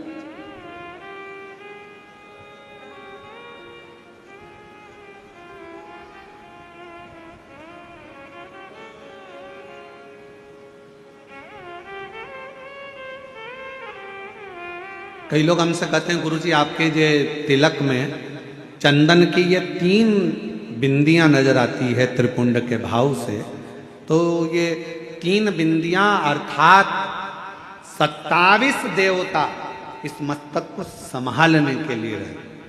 27।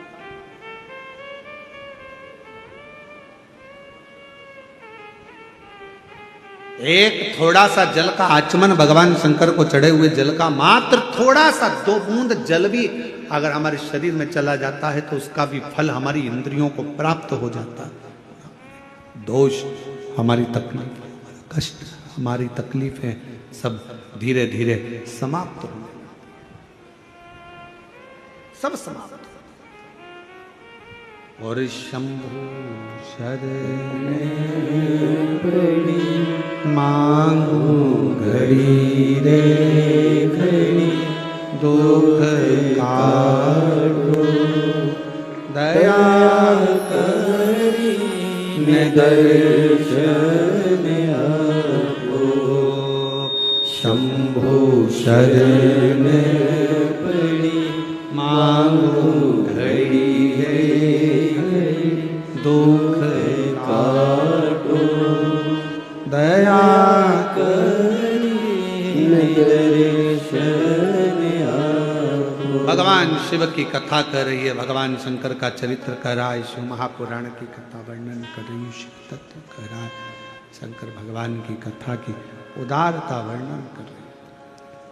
ब्रह्मा जी के मस्तक पर त्रिपुंड लगा दिया गया, जिससे ये 4 मुख सुरक्षित।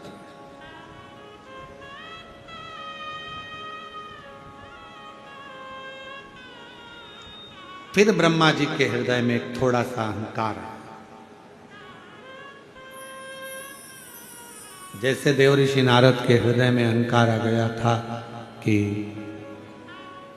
कामदेव पर विजय प्राप्त नहीं कर पाए भगवान शिव, इस कामदेव को तो मैं जीत सकता हूं, मैं विजय प्राप्त कर सकता हूं।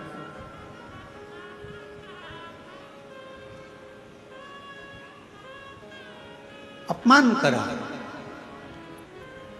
मान लो अगर कोई चीज तुम्हें प्राप्त हो गई है, अगर कोई चीज तुम्हें मिल गई है, प्राप्त हो गई है शंभु, अगर कोई चीज तुम्हें प्राप्त हो गई है, कोई तुम्हें अच्छा मिल गया है, कुछ अच्छा प्राप्त हो गया है, कुछ भगवान की कृपा हो गई, गला पकड़ रहा, कुछ अच्छा प्राप्त हो गया है, कुछ अच्छा मिल गया है, तो जरूरी नहीं कि आप उसका यश गुण गाएं। अरे तेरा ही दिया खाया पिया रे, तेरा शुक्रिया है, तेरा शुक्रिया है, मुझे भोले बाबा ने बहुत दे दिया है, तेरा शुक्रिया है, तेरा शुक्रिया है। ये जायदाद दी है, औलाद दी है, मुसीबत में हर वक्त इमदाद दी है, तेरा ही दिया मैंने खाया पिया है, तेरा शुक्रिया है, तेरा शुक्रिया है। देवर्षि नारद के भीतर अभिमत अहंकार आ गया कि ये मैं कामदेव को जीत सकता हूं। बैठ गए तब करने के लिए, साधना करने के लिए।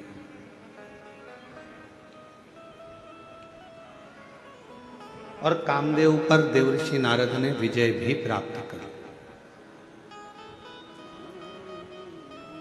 पर भीतर का अभिमान देवर्षि नारद का सीधे भगवान शंकर के पास लेकर चले गए।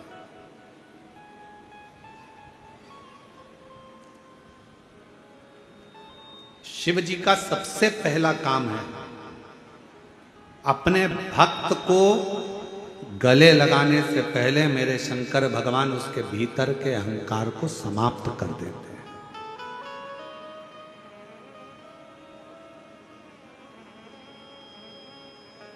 आपके भीतर कितना अभिमान भरा, आपके भीतर कितना अहम भरा हुआ है, कितना अभिमान भरा हुआ है, कितना अहंकार भरा हुआ है। मेरा शंकर, मेरा उघड़दानी, मेरा शिव जब अपने नजदीक में आपको बुलाता है तो धीरे धीरे सबसे पहले अहंकार को समाप्त कर देता, सबसे पहले अभिमान को समाप्त कर देता।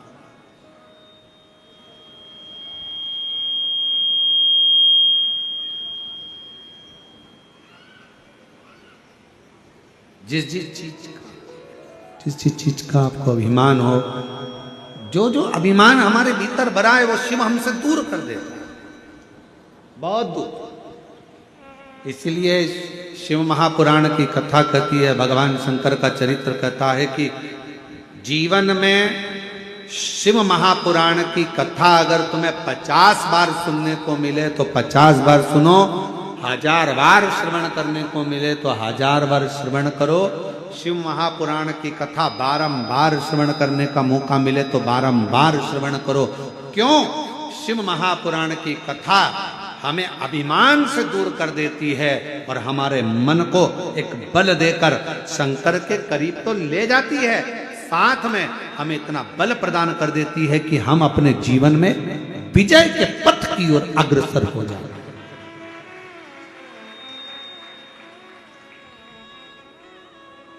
विजय पथ की ओर अग्रसरता प्रदान कर देती है शिव महापुराण।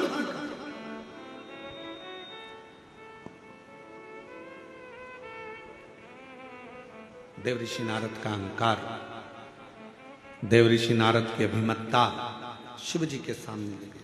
शंकर भगवान के सामने देवऋषि नारद ने जाकर कहा कि मैंने कामदेव को जीत लिया। और सबसे बड़ा शब्द देवऋषि नारद ने कहा शंकर भगवान से, भोलेनाथ आप कामदेव को नहीं जीत पाए, मैंने कामदेव को जीता।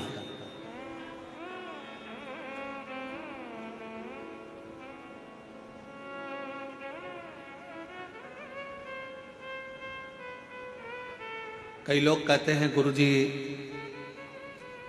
इतने सारे शिव भक्त कथा को श्रवण करने के लिए आते हैं, इतनी भीड़ लगती है, लाखों की संख्या में भक्त पहुंचते हैं, इतने पंडाल लगते हैं, ऐसा होता है वैसा होता है। हम प्रत्येक भक्त को, किसी भी न्यूज चैनल वाला आवे, कोई पत्रकार बंधु आवे, वो कहे लाखों की भीड़ आती है, हम उनसे एक ही बात कहते हैं, ये लाखों की भीड़ नहीं है, ये शंकर भगवान जिसके हृदय में विश्वास को प्रकट कर देते हैं, वो विश्वास के रूप में मनुष्य शिव महापुराण की कथा को श्रवण करने के लिए जाता है। और कथा वाचने वाला सियोर वाला महाराज नहीं रहता, कथा वाचने वाला पंडित प्रदीप मिश्रा नहीं रहता, कथा करवाने वाला भी यजमान नहीं रहता, और कथा सुनने वाला भी मनुष्य नहीं रहता। कथा वाचने वाला भी शिव, कथा करवाने वाला भी शिव, और कथा सुनने वाला भी शिव होता है, इसके सिवा कोई नहीं। किसके सामर्थ्य का? कौन कौन करवाए? अच्छा बताओ, अपने अपने घर पर तीरा चावल देने कोई गया था? जम के तो बोलो। कोई कहने गया था कि कथा हो रही है भैया तुम्हें आना ही पड़ेगा, तुम्हें बैठना ही पड़ेगा? नहीं, तुमको तो आना ही पड़ेगा। कोई तुम्हारे सामने जिद नहीं करता, कोई तुमसे नहीं कहता कि कथा में आओ, कोई तुमसे नहीं कहता कि अनाउंसमेंट कर कर या प्रचार कर कर या बैनर लगा कर कि कथा हो रही है आना पड़ेगा, कथा हो रही है आना पड़ेगा। नहीं, कानों में एक दूसरे के माध्यम से सूचना पहुंच जाती है कि मेरा भोला नगर में आया, बस फिर हृदय में शिव बैठा है। वो शंकर तुम्हारे दिल में जो बैठा है ना, वो घर में बेचैनी करता है, मन करता जाऊं कि नहीं जाऊं, जाऊं कि नहीं जाऊं। फिर सोचती है कि मैं दूसरे दिन चली जाऊं। फिर मन में आता है पानी गिर गया और कथा कहीं इधर उधर हो गई तो फिर मन में आया नहीं मैं तो चली ही जाता। फिर किसी ने कहा बहुत लंबा ट्रैफिक है, अपार भीड़, लाखों की संख्या, 7-7, 8-8 पंडाल भरे पड़े हुए हैं और लोग जहां तहां बैठे हुए हैं। अरे अरे अरे, फिर तो मन करा अब क्या करूं। फिर भी ओ काशी के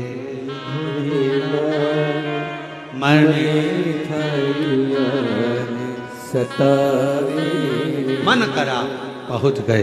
विश्वास, भरोसा शिव तक, शिव ने साधा है, शंकर ने साधा है। और अहंकार देव ऋषि नारद का शिव के पास गया, भगवान शंकर से कहा कि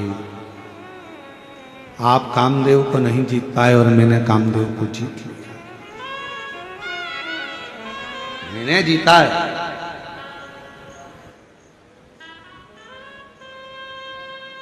ये जो मैं संबोधन है ना, यही विनाश का कारण बन जाता है।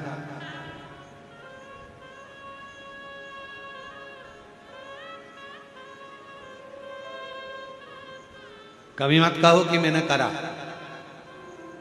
प्रभु आपकी कृपा से सबका हो रहा है, करते हो भोले बाबा, मेरा नाम हो रहा है। इस समिति का नाम है महाकाल परिवार समिति। जो कथा करा रही है उसने किसी का नाम नहीं दिया, केवल उसने कहा ये महाकाल समिति, मतलब हम नहीं करा रहे। कौन करा रहा है? प्रभु आपकी कृपा से सब काम हो रहा। ये महाकाल समिति नहीं, भगवान महाकाल राजा स्वयं देवाधिदेव महादेव इस कथा को करवा रहे हैं। हम तो निमित्त हैं। बाबा ने सेवा में लगाया, किसी को कहीं भोजनशाला में सेवा में लगा दिया, किसी को भोजन बनाने में सेवा में लगा दिया, किसी को दरवाजे पर सेवा में लगा दिया, किसी को कहीं भक्तों को संभालने में सेवा में लगा दिया, किसी को बिठाने की सेवा में लगा दिया। तुम यहाँ देखना, पानी पिलाना, तुम ये करना, तुम वो करना, सेवा मिली है। और किसने लगाया? उसने लगाया। अपनी सामर्थ्यता नहीं, उसकी कृपा है, उसकी उदारता है, उसकी करुणा है। पर देवऋषि नारद का अहंकार बोल गया और नारद जी ने कहा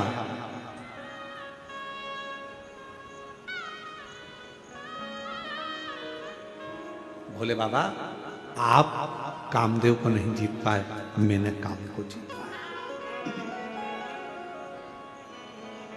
इन्हें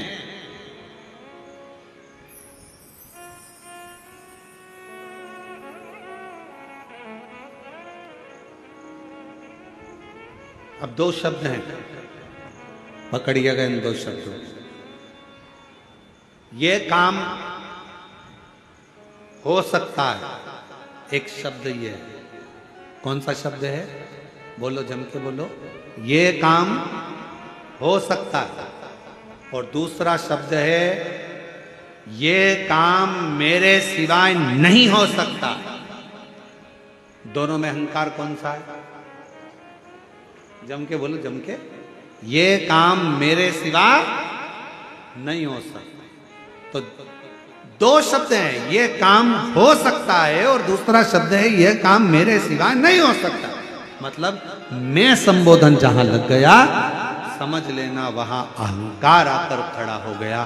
देव ऋषि नारद ने कहा, आप शिव जी, हे भोले बाबा, हे शंकर भगवान, हे त्रिकालदर्शी, कैलाशी, अविनाशी, शंभो, आप कामदेव को नहीं जीत पाए, कामदेव को मैंने जीता है।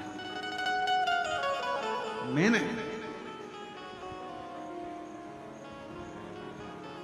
शंकर भगवान बड़े प्रसन्न हुए, आपने कामदेव को तो जीत लिया। गले में से रुद्राक्ष की माला निकालकर भगवान शंकर ने देवऋषि नारद को पहना दी। धन्य है आप, धन्यवाद के पात्र, आपने कामदेव को जीता। बड़े साधुवाद के पात्र।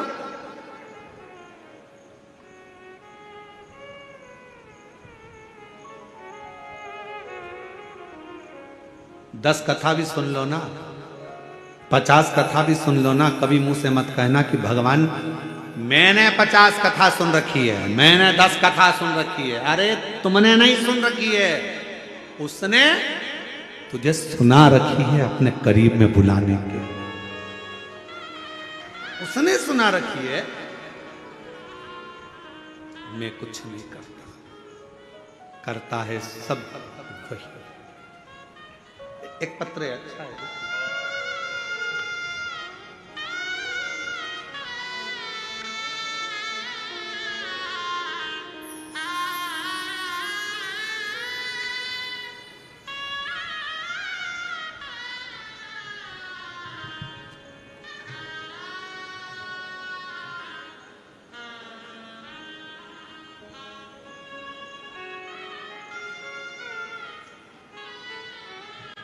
नाम खोरेश्वरी वर्मा, ग्राम देवरी, जिला बालोदा बाजार, भाटापारा। गुरुजी, मैं अपने भाई के बारे में कुछ कहना चाहती हूँ। मेरे भाई की तबीयत 18 साल से खराब था। डॉक्टर के पास गए, जगह जगह दिखाया, ठीक नहीं हुआ। फिर अचानक पेट में दर्द होने लगा। डॉक्टर को दिखाया तो पता चला कि पेट में पानी भर गया। उसे बिलासपुर के डॉक्टर के पास भेज दिया गया। तब बिलासपुर के डॉक्टर ने जांच के लिए भेजा तो पता चला कि लीवर पूरा डैमेज हो चुका है, खराब हो गया, ऑपरेशन करना पड़ेगा। पूछा खर्चा कितना आएगा, तो कहा ऑपरेशन होगा। तो डॉक्टर ने बताया जो भी खर्च उस समय लीवर का आए, इन्होंने तो पत्र में 80 लाख रुपए का खर्चा पूरा बताया। ऑपरेशन करवाएंगे तो मकान भी अगर बेच देंगे, खेती भी बेच देंगे, तो ये ऑपरेशन सफल हो ना हो कुछ कह नहीं सकते। तब मुश्किल में फंसे। किसी ने कहा कि सीहोर चले जाओ। हम लोग 9:15 वाला उपाय करने लगे। सीहोर गए, वहां से रुद्राक्ष लाए और रुद्राक्ष को तांबे के कलश में गलाते, शिव जी को चढ़ा देते, मंदिर भेजते, भाई को जल पिला देते, बाबा का नाम लेते। बाबा पूरी जमीन जायदाद बेच देंगे तो भी इतना धन नहीं होगा कि हम लीवर बदल सकें और लीवर का ऑपरेशन करा सकें। मैं बाबा को धन्यवाद देती हूँ गुरुदेव। शिवजी पर चढ़ा बेलपत्र औषधि के रूप में मांग कर लाते, अपने भाई को खिला देते। आज मेरा भाई पूर्ण तरह से ठीक हो गया है और उसके लीवर ने काम करना प्रारंभ कर दिया है। मैं बाबा को प्रणाम करने के लिए कहीं बैठी हूं तो आ सकती हूं। शिव किसको कहते हैं? भगवान शंकर की उदारता किसको कहते हैं?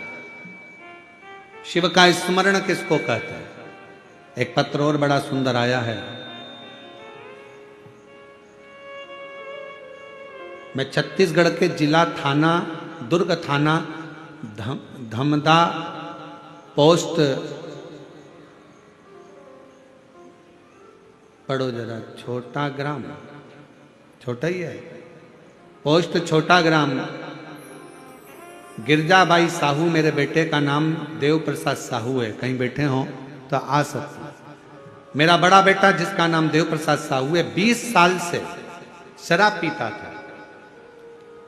उसे बहुत समझाते थे शराब मत पिया कर, लेकिन वो नहीं मानती और 20 साल से शराब पी रहा।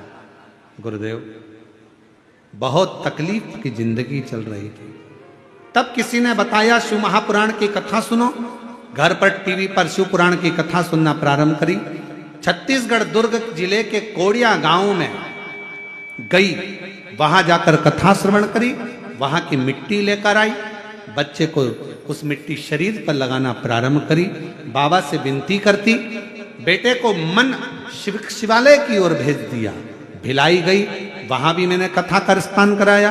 आज बाबा की कृपा से ऐसा योग पहली बार लगा है गुरुदेव कि 1 साल से मेरे बेटे ने 20 साल से जो शराब पी रहा था, जो 1 साल से छोड़ रखी है, अब शराब को हाथ नहीं लिया। आज मैं अपने बेटे को भी लेकर आई हूँ बाबा को यहाँ प्रणाम करने के लिए, शिव जी को नमन करने के लिए आई हूँ। शिव शिव है, शंकर शंकर। आप जितने विश्वास के साथ, जितने भरोसे के साथ, जितनी दृढ़ता के साथ, जितने स्मरण के साथ आप शंकर की अविरल भक्ति को धारण करते हो, बस अपने भीतर की अभिमत्ता को, अपने भीतर के अहंकार को, अपने भीतर के अभिमान को, अपने भीतर के अहम को जिस दिन तुम निकाल कर बाहर कर दोगे, शिव तत्व तुम्हारे भीतर समाहित होता चले जाएगा। शंकर तुम्हारे भीतर आता चले जाएगा। अहंकार था देव ऋषि नारद का, नारद जी का अभिमान, नारद जी का हम, नारद जी को गले में जो माला पहनाई रुद्राक्ष की, वो माला देव ऋषि नारद ने जमीन पर फेंक दी। माला जमीन पर फेंकी। नंदी निकल कर जा रहे थे और नंदी ने देखा कि भगवान शिव की माला है, जमीन पर पड़ी है, उठाई। मेरे शंकर के गले के रुद्राक्ष की माला और जमीन पर।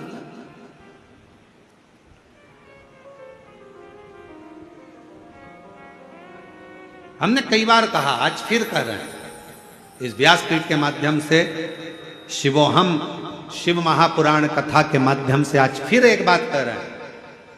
जमीन पर पड़ी हुई अगर बेलपत्र मिल जाए, उसको उठाकर विसर्जन में रख दो। एक साइड कोने में कहीं रख दीजिए, विसर्जन कर दीजिए। ये अपना फर्ज है कि जमीन पर पड़ा हुआ रुद्राक्ष, जमीन पर पड़ी हुई बेलपत्र या जमीन पर पड़ा हुआ भगवान का प्रसाद कभी भी जमीन पर पड़े ना रहने दें। उसको उठाकर एकांत की ओर, एक कोने में एकांत की ओर उसको ले जाकर रख दिया जाए, उसको ले जाकर डाल दिया जाए।